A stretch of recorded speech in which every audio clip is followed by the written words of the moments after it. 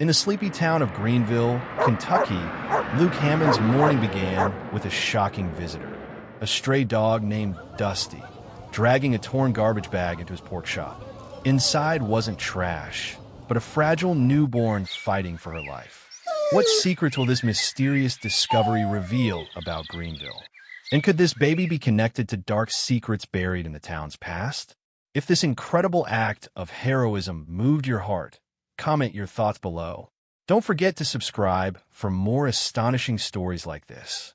The sun had not yet risen over Greenville, Kentucky, and the town still slumbered beneath a veil of silver frost. The air was brittle, the kind of cold that clung to your lungs and stung your fingertips, even through gloves. Main Street sat silent under the orange haze of flickering street lamps, the storefronts closed and dusted in frost.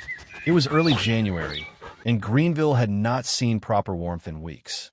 Luke Hammond stood behind the fogged glass window of Hammond's pork shop, his breath misting the pane as he flipped the closed sign to open. At 40 years old, Luke had the build of a man who worked with his hands, broad shoulders beneath a worn flannel coat, sleeves rolled to reveal forearms marked by old cuts and burns. His dark blonde hair was cut short, graying at the temples, and his eyes, soft hazel, held the tired calm of someone who had once loved deeply and lost. Luke had been a butcher most of his life, inheriting the shop from his father, and after the tragic death of his wife 2 winters ago, he had retreated into routine, craving the predictable hum of knives, coolers, and orders filled. He unlocked the door, adjusted the thermostat, and moved to the back to begin prepping the day's pork loins when the motion sensor bell chimed. No customer should be arriving this early. He wiped his hands and walked to the front and froze. A dog stood just inside the threshold. He wasn't sure how it had opened the door. It must not have latched properly, but there it was, bold as daylight. The dog was a Labrador mix, its coat once golden, but now matted with mud and streaks of dried blood. It limped slightly, the right hind paw dragging with each step. Its ribs were sharp against its frame, the kind of sharp that spoke of days without food. One ear flopped down lazily while the other stood half-cocked, scarred and notched. But it was the dog's eyes that stopped Luke. Deep amber, steady, almost pleading. Clenched tightly in its jaws was a torn black garbage bag. Luke blinked, uncertain if this was real. The dog dragged the bag further inside, its breathing shallow, legs trembling. Then, with a strange kind of gentleness, it lowered the bag onto the floor and backed away, sitting near the counter like it had completed a task it had rehearsed 100 times. "What in God's name?" Luke muttered, stepping forward cautiously. The bag twitched. Luke's hands, hardened from years of wielding blades, now trembled as he crouched. The plastic was knotted tightly. He reached for the boning knife at his belt, sliced through the knot, and peeled the edges back. His breath caught in his throat. Inside was a newborn, barely breathing, lips pale blue, her body wrapped in a bloodied marine green blouse. Her skin was flushed but cold, her eyes closed tight, her tiny fingers curled in a fist no larger than chestnuts. For a heartbeat, Luke did not move. The weight of the moment pressed into his chest like a cinder block. Then instinct took over. He scooped the baby into his arms, cradling her against the warmth of his coat. "Hang on, sweetheart. Just hang on," he whispered, his voice cracking. Luke grabbed his cell phone from the counter and punched in a number he'd memorized long ago. It rang once. "Frank," he barked the moment the line picked up. "I've got a situation. A baby. Found in a bag. Alive. I need you here. Now." A deep voice, gruff with sleep and age, replied, "What the hell, Luke? I'm on my way." Frank Colby, Greenville sheriff, was a tall man with a stoop in his back and silver hair tucked beneath a faded police cap. At 53, his face was lined but kind, with slate blue eyes that saw more than they let on. He had known Luke since high school and was one of the few people who checked in after Luke's wife passed. Gruff to strangers, but loyal to the bone, Frank wasn't one to rattle easily. 12 minutes later, Frank's patrol truck pulled up with a screech, and the sheriff strode in, snow clinging to his boots. Luke handed over the bundled child without a word. Frank stared at her for a long moment. "We'll get her to the ER," he said. Then, casting a glance at the dog still sitting quietly by the counter, he added, "And we're taking him, too." Luke nodded. "He brought her here." Frank's brow furrowed.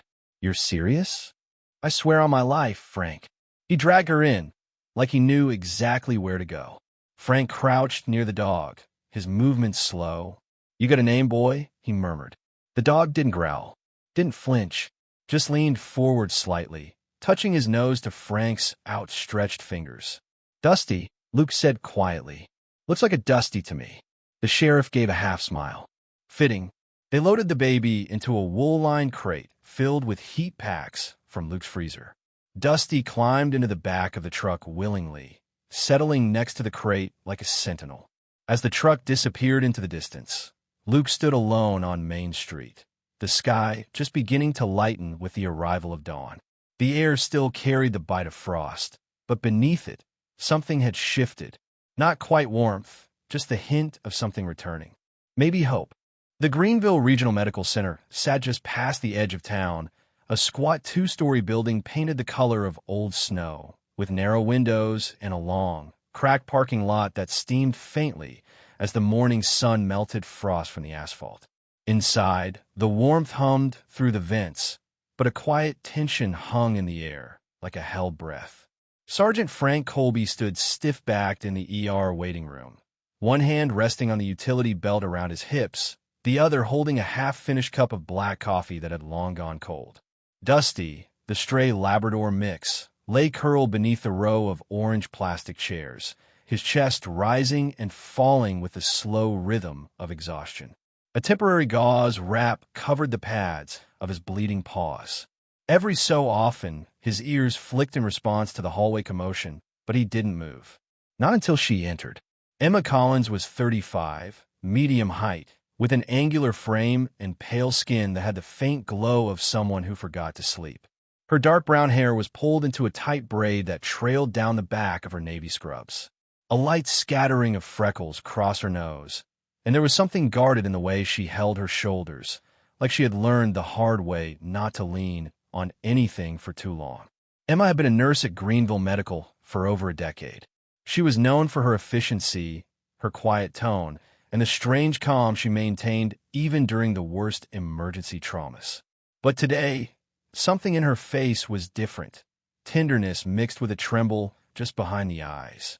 "She's stable," Emma said, stepping into the waiting room, her voice clear but hushed. Frank's shoulders eased just slightly. "That's a miracle, Emma." Emma nodded once, then crouched beside Dusty. "And I think we both know who to thank." Dusty opened one eye and thumped his tail once on the floor. "She's a fighter," Emma said again. Body temp was dangerously low, signs of dehydration, but no broken bones, no internal trauma. "She just needs time. And warmth." Her eyes lifted. "Who brought her in?" Frank glanced toward the doors. "Luke Hammond. She was left at his shop, well, brought there, by the dog." Emma blinked. "Seriously?" "He found her, carried her, sat like a soldier and waited."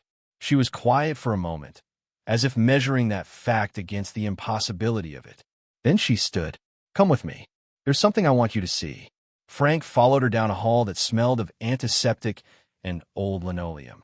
They passed curtained bays and half-asleep nurses until they reached a room at the far end. Inside, beneath a warming lamp and wrapped in a series of fresh blankets, the baby slept in a crib, her tiny chest rising and falling like the ticking of a soft clock. Emma walked over and picked up the stained green cloth that had come with the child. She held it up to the light. "This isn't just any blanket. This is a woman's field jacket. Look at the stitching along the inner seam." Frank stepped closer. "Military issue?" Emma's lips pressed into a line. "No, agricultural. This was custom stitched. I know because I used to have one exactly like it. All the workers at Tucker Farms wore them." Her voice dropped. "This isn't government standard. It's local." Frank's expression hardened. "You sure?" Emma nodded slowly, fingers brushing the edge of the torn hem. 100%. I stitched the initials into mine when I worked there. It was mandatory uniform back then." Frank's jaw flexed. "You're telling me this baby may be connected to Tucker Farms?" Emma looked down at the child again, voice barely a whisper. Or someone who worked there? Recently. Frank stepped back, taking in the weight of her words. Emma, this could mean. I don't know what it means, she said quickly. But I know it's not nothing. Meanwhile, at the edge of town, Luke Hammond sat on the back step of his butcher shop, a steaming cup of cider warming his hands. Dusty lay beside him, now fed, cleaned, and wrapped in a patchwork quilt from Luke's apartment upstairs. The morning sun filtered through the bare branches of the sycamores across the street, and for the first time in what felt like years, Luke didn't feel quite so hollow. Dusty raised his head and sniffed the air, then laid it gently on Luke's boot. Luke looked down. You did something real, boy. You brought her here. You saved her. The dog's eyes were tired but steady. Luke reached down, scratching behind one ear. You're not going anywhere. Not now. This is your home if you want it. Dusty made a low huff of approval and curled tighter against his side. Inside the shop, the bell above the door jingled. Luke stood, brushing off his jeans, and walked in. A customer had entered, a woman in her 50s with wiry gray hair and thick glasses, holding a small grocery basket. Morning, Luke, she said with a smile. Heard something happened down here last night. Town's talking. Luke gave her a tight smile. Yeah, word travels fast. I heard there was a baby, she said, tone cautious. There was, he said simply, and a dog. And I'm not sure which of them was the miracle. She nodded, sensing he wouldn't say more, and turned her attention to the display case. But Luke stood frozen for a beat longer, eyes distant. When the customer left, Luke walked to the back again, where Dusty now slept with a faint snore. He sat beside him once more, staring out over the quiet town square, the weight of something unnamed pressing in. Out on the highway, a faded delivery truck marked Tucker Farms. Since 1978 sped by, its driver oblivious to the storm slowly brewing behind them. The sky over Greenville had darkened by mid-afternoon, and a sullen gray pressed down on the town like a thick wool blanket. A storm was rolling in from the west, promising sleet by nightfall, and the wind whispered through the bare oak branches that lined the county road leading out to Tucker Farms. Sheriff Frank Colby sat behind the wheel of his patrol truck, fingers drumming on the steering wheel, eyes locked on the distant silhouette of the barn that rose like an aging sentinel above the pastures. The place hadn't changed in years. Same rusted silo, same faded white letters barely visible on the redwood siding. Tucker Farms since 1978. Frank hadn't been out here in over 6 months, not since a trespassing call that turned out to be a false alarm. Even then, Bill Tucker had been less than welcoming. Today, something deeper itched beneath Frank's skin. He stepped out of the truck, adjusting his sheriff's jacket as the wind cut through his collar. Bill Tucker met him at the gate. A thick man in his early 60s, Bill had the stooped posture of someone who'd spent his entire life hauling feed and wrangling livestock. His cheeks were ruddy, jowls heavy, with a thick white beard trimmed square against his face. He wore a quilted flannel jacket over oil-stained overalls and a ball cap that read, Greenville Livestock Show, 97. But it was his eyes, small, pale blue, constantly shifting, that caught Frank's attention. Sheriff, Bill grunted, arms crossed. Bill, Frank said, voice neutral. Need a few minutes of your time. Something's come up. Bill didn't move. I'm busy. Frank raised an eyebrow. This about a missing child. That made Bill blink. I don't have any children here, Frank. I didn't say you did. I said missing. A long silence stretched between them, filled only by the distant sound of a tractor engine somewhere behind the barn. Bill finally stepped aside. Make it quick. Frank followed him past a line of feed bins and hay bales, Dusty's name circling quietly in his mind. Something about this place had unsettled the dog. Twice now, Dusty had gone rigid when passing the edge of Tucker's property. Once he even growled, a low, primal sound that had made the hair on Luke's neck rise. They stopped outside a narrow side building, once used for storing milking equipment, now repurposed.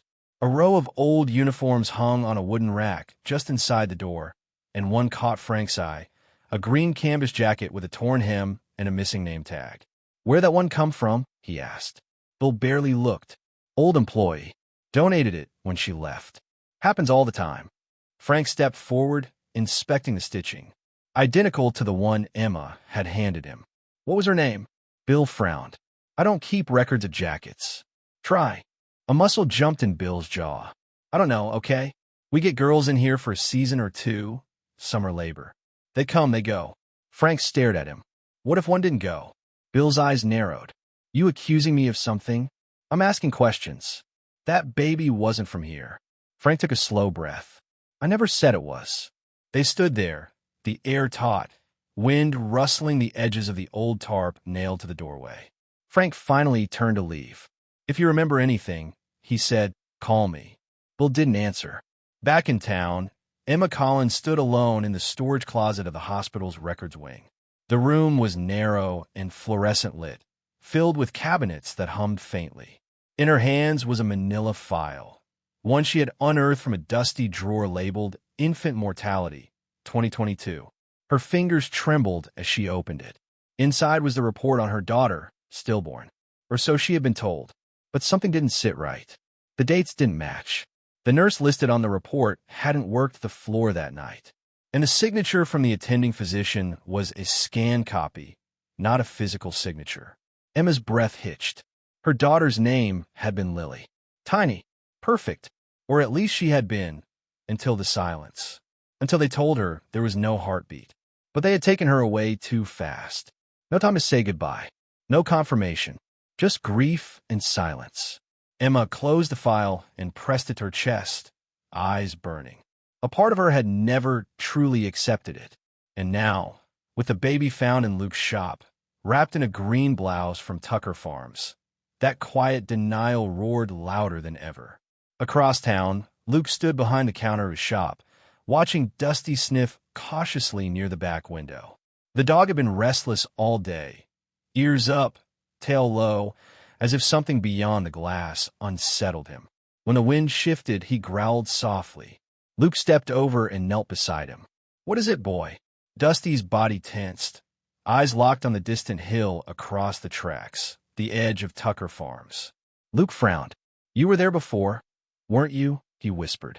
Dusty didn't move, only let out a faint huff, almost a whine. Luke stood and crossed to the desk where he kept old receipts and delivery logs. He flipped through the carbon sheets until he found what he was looking for. 2 months ago, a delivery of pork trimmings to Tucker Farms. He had signed it himself. He hadn't thought much of it, just another customer. But now, the memory came rushing back, Bill's odd urgency, the insistence the delivery be left near the back barn, away from the main house. Dusty barked once, sharp and alert. Luke stared out the window. Something wasn't right, and the dog knew it. Chapter 4. Facing the Darkness. The wind had picked up over Greenville by nightfall, rattling loose shingles and bending the limbs of bare trees across the countryside.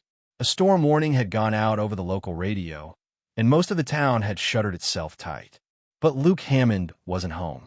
He was driving west down Old Ridge Road with Dusty, riding shotgun, his thick coat damp from the sleet that had just begun to fall. The truck's headlights cut through the mist like twin blades, lighting the gravel road leading toward the far side of Tucker Farms, the side no one ever used anymore. Luke's jaw was clenched tight, his hands gripping the wheel. Every instinct told him not to go. Frank had warned him just hours earlier on the phone. Don't do anything stupid, Luke. Let me handle it. But Frank didn't know what Dusty knew. The dog had begun pacing again that afternoon, then stood at the back door whining, nose pointed toward the hills. And when Luke had gone to get his jacket, Dusty had already jumped into the truck bed. Luke wasn't a hero. He was a butcher, a man who had spent years avoiding the pain of his wife's death by chopping meat and sharpening knives. But something about that baby, that jacket, and this damn dog had shaken loose a piece of him he thought long buried. He pulled off the road and killed the engine, the truck settling into silence beside a line of leaning fence posts. Dusty jumped out first, nose low, tail stiff. They crossed into the rear field of the farm, through a broken fence panel near the old grain silo. The land sloped downward, dipping into a shallow hollow where a line of storage sheds and livestock buildings slumped under decades of wear. Luke recognized one of them from an old delivery years back, a hog barn long out of use, its windows boarded, its roof caved on one side. Dusty halted in front of it, nose to the ground. He let out a low growl, and scratched twice at the door. Luke approached slowly, hand resting on the folding knife clipped to his belt. He reached for the handle and pulled. The door creaked open. Inside, the smell hit him first. Not just the mildew and rot of an abandoned structure, but something sharper, antiseptic, bleach, and beneath it, the unmistakable tang of ammonia. Artificial. Controlled. The building had been cleared out, save for a few overturned feed bins and a row of metal cages stacked near the far wall. Luke stepped closer, heart hammering. The cages were empty, but the hay inside them was fresh. Nearby, a clipboard hung on a rusted nail, covered in names, dates, and small notations in blocky handwriting. Dusty stood alert beside a tarp-covered table. He nosed at the edge and looked back at Luke. Luke pulled the tarp aside. Underneath lay a set of bundled infant blankets, neatly folded. 4 of them. Before he could process what that meant, a sharp voice cracked through the shadows. "Don't move." Luke turned. A flashlight beam hit him full in the face. Behind it stood a man in his 30s, tall and broad, with a short buzz cut and a weather-beaten face. He wore dark jeans, a barn jacket, and gloves. A walkie-talkie clipped to his chest crackled softly. "I said don't move," the man repeated. "I'm not here to steal anything," Luke said, voice even.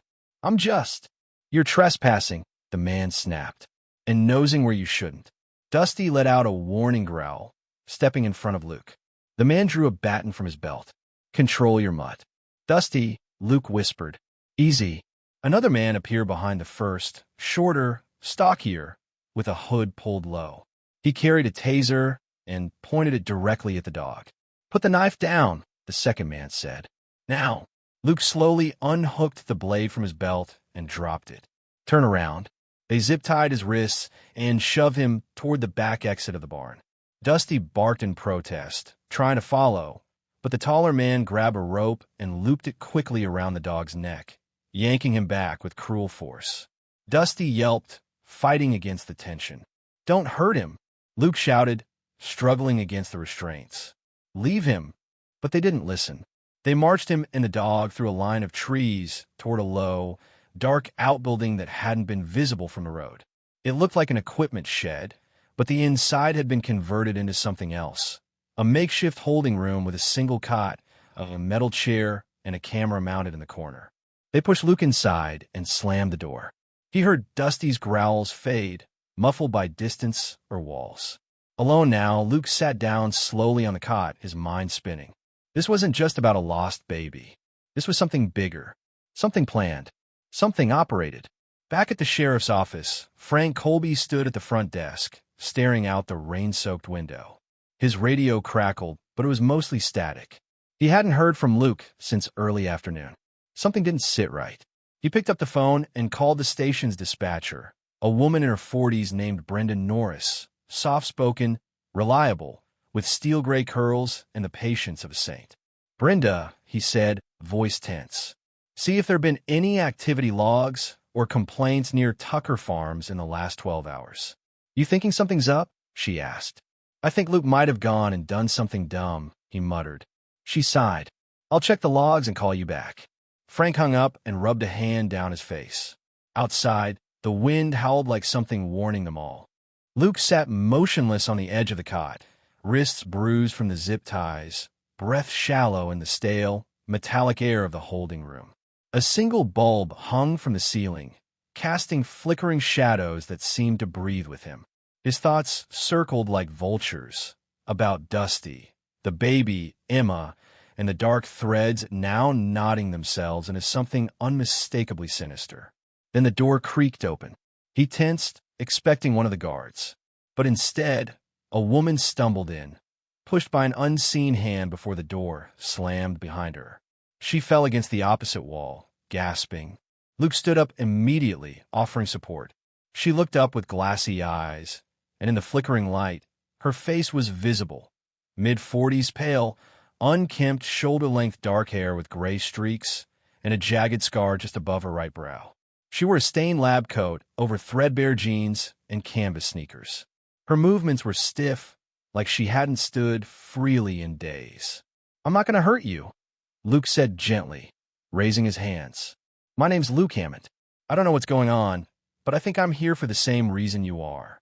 The woman stared at him for a moment, then sank onto the cot. "You're the butcher," she muttered. "The one with the dog." Luke nodded, surprised. "I saw you through the cameras. They were arguing about what to do with you." He sat down across from her. "What's your name?" "Elena Marks," she whispered. "I used to be a nurse at Greenville Regional, until I found out too much." Luke leaned in, heart pounding. "They made it look like I quit," she said, voice trembling but urgent. "But I didn't. I was removed after I flagged inconsistencies in birth records.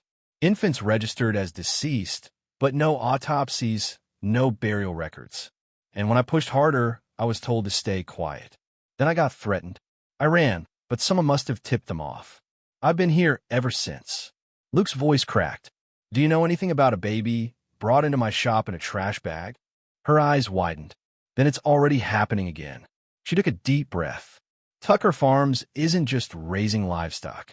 They've been facilitating illegal adoptions, babies taken from vulnerable mothers, sometimes reported as stillborn, and rerouted through off-the-record channels. It's a system, and it's been going on for years." Outside, across the hills now drowned in freezing mist, a streak of fur dashed through the woods. Dusty, his rope collar frayed and dragging behind him, sprinted along the tree line with grim determination. Blood trickled from his front paw, but he didn't stop. Not when he clawed through the back of the feed room. Not when he'd slipped under the chicken wire. And not now, with Luke still out there. He made it to the roadside ditch and veered off into the direction he somehow remembered town. In the sheriff's office, Frank Colby had his coat on and keys in hand when the door flew open and Brendan Norris shouted from the hallway, "Sheriff, you need to see this." Frank rushed to the front window where Brenda pointed. Dusty was limping across Main Street, soaking wet, tail down and muzzle bloodied. But he was headed directly for the sheriff's door. Frank burst outside. "Dusty," he called. The dog looked up, collapsed at his feet, and whined, loud and desperate. Frank knelt, running a hand over Dusty's neck, finding the frayed rope and fresh bruises. "Where's Luke?" he asked. Dusty whined again and pawed toward the northern road, toward Tucker Farms. Emma Collins arrived moments later in her rust-colored SUV, her face pale, eyes burning. She'd barely slept, haunted by the image of the infant she had held the day before, so similar to the daughter she'd lost. Frank filled her in quickly, and when Dusty barked sharply toward the hills again, Emma placed a trembling hand on the dog's side. "I think he's leading us." Frank nodded. "Get in. We go now." Back in the shed, Elena pointed toward the air vent. "They won't leave you alive, not if you've seen what I've seen. But there's a way out. I heard them talking about moving me. Soon." Luke stood and began examining the wall behind the cot, looking for access to the old duct. Just then, footsteps echoed down the corridor outside. Voices, one gruff, the other sharp and impatient. He turned to Elena. "You ready?" She nodded grimly. Minutes later, Frank's patrol truck roared up the dirt road at the back end of Tucker Farms, headlights off. Emma held Dusty tightly in the back seat as he scratched frantically at the window. "There!" she cried. "He's reacting." Frank stopped the truck beside the broken fence and stepped out, shotgun in hand. Dusty leapt from the back and darted ahead, nose low. Frank and Emma followed. They reached the equipment shed just as a figure appeared in the doorway, staggering, half covered in dirt and blood. It was Luke. Frank rushed to him, catching him before he fell. "Behind me," Luke rasped. "She's still inside." Emma darted forward just as Elena emerged, blinking in disbelief. "You?" Emma breathed, staring at the nurse. "I know you. You used to work in the NICU. You held my daughter before they told me she died." Elena's voice was barely audible. "Your daughter, she never died." Thunder rolled in the distance. Dusty growled low. Another shadow moved near the barns. "We need to go," Frank barked. "Now!" Rain still hung in the air as dawn began to break over Greenville. The clouds thinned reluctantly, letting through the first threads of pale gold light that touched the tops of the frost-dusted trees and glinted off the wet streets. The town stirred slowly, unaware that the darkest shadow it had ever harbored was unraveling just miles from its quiet heart. Sheriff Frank Colby stood beside his patrol truck on the rear slope of Tucker Farms, his breath curling in the morning chill. His shirt was half untucked, his boots caked in mud, and a jagged scrape ran across his cheek, a gift from one of the farm's hired men during the scuffle. He adjusted the strap of the shotgun slung across his shoulder and turned toward the cluster of officers behind him. "Check the lower barn," he ordered. "Clear everything, top to bottom." Frank's backup had arrived just after he and Emma had pulled Luke and Elena from the equipment shed. A full sweep was now underway, with uniformed deputies moving across the grounds like disciplined wolves. Among them was Deputy Clara Maddox, a 32-year-old woman with a reputation for being methodical and fiercely loyal. Short, stocky, with cropped auburn hair and eyes like steel marbles, she spoke little but acted fast. She was already inside the hog barn, her gloved hands snapping photos of the evidence: records, tarps, medical supplies, and a locked file cabinet she'd soon pry open. Meanwhile, Emma stood in the center of the dirt lot, arms wrapped tightly around the infant girl. The baby slept soundly in her arms, unaware of the tremble in the woman's shoulders or the way her breath hitched every time she looked down. Emma looked up at Elena Marks, who stood close by, eyes haunted. The nurse's hair was matted, her coat stained, but she stood tall despite the weight of years in hiding. Her voice was steady when she spoke. Her name was never entered into the official system. They erased her, like they did with others. But I remembered her hair, her weight, her cry. I knew she wasn't gone. Emma swallowed hard, her eyes filling. "They told me she died. I should move on." "They lied to you," Elena said, "to protect a business built on stolen lives." Luke stood nearby, his arm in a makeshift sling and dried blood crusted along his temple. He had refused a stretcher and insisted on staying. Dusty sat beside him, his golden coat matted but his eyes bright. A bandage wrapped one paw, and his chest rose and fell with slow, contented breaths.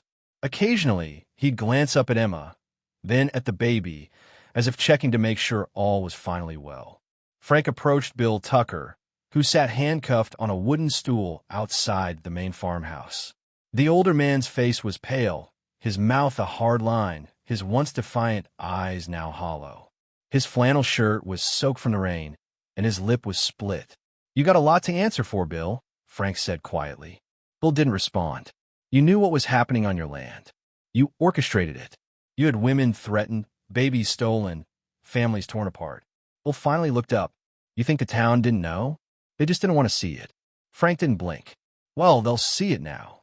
A pair of state troopers arrived moments later to escort Tucker into custody. As they hauled him to the cruiser, Dusty let out a low growl. Frank knelt beside the dog, resting a hand on his neck. "Easy, hero. You've done more than your part." Emma walked over, the infant still tucked against her chest. "She needs a name," she said softly. Luke stepped forward. "Hope." Emma looked down. The baby stirred, as if hearing. "Hope," she repeated. "Yes." Deputy Maddox returned with a metal file box. "Sheriff," she said, "you're going to want to see this. It's got payment ledgers, names, dates, some signed hospital documents. Everything matches what the nurse said." Frank exhaled. "Get logged. Call the district office. We're moving this case higher up." By mid-morning, the storm had fully passed, and the sun broke through the clouds in earnest. It poured golden light across Tucker Farm for the first time in years, lighting up the old barns, the fences, and the faces of the weary group still gathered in the field. At the edge of the hill, a few of the townsfolk had gathered. Word had already spread. Among them was Martha Riggs, the elderly owner of the bookstore, and young Benjamin Cole, a high school sophomore who had once helped deliver feed to the farm. They stood silently, their faces solemn. Whatever had been hidden was no longer just a rumor. It was real, and it had festered beneath their noses. Back in town, Greenville awoke to something deeper than sunlight. A reckoning had begun, but with it came healing.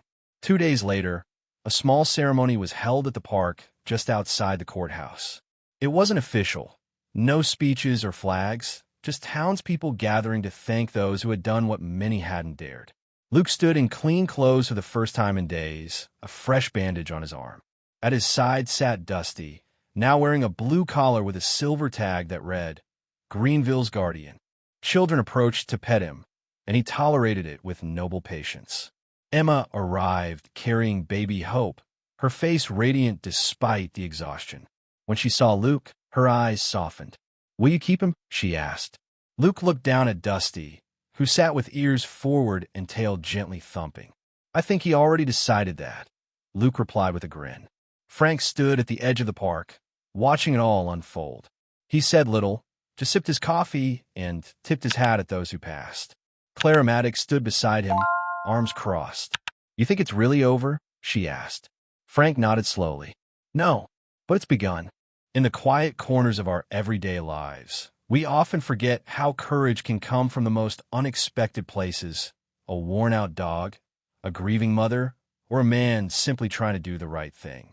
This story reminds us that even in the darkest moments, truth has a way of finding light, that hope can survive against all odds, that love, when held onto, can heal even the deepest wounds. If this story touched your heart, take a moment to share it with someone who needs a reminder that good still exists in the world. Leave a comment and tell us how it made you feel. And if you believe, like we do, that God still sends help in the form of angels, dogs, and quiet miracles, type amen in the comments. Don't forget to subscribe for more stories of faith, truth, and redemption. And may God bless you wherever you are.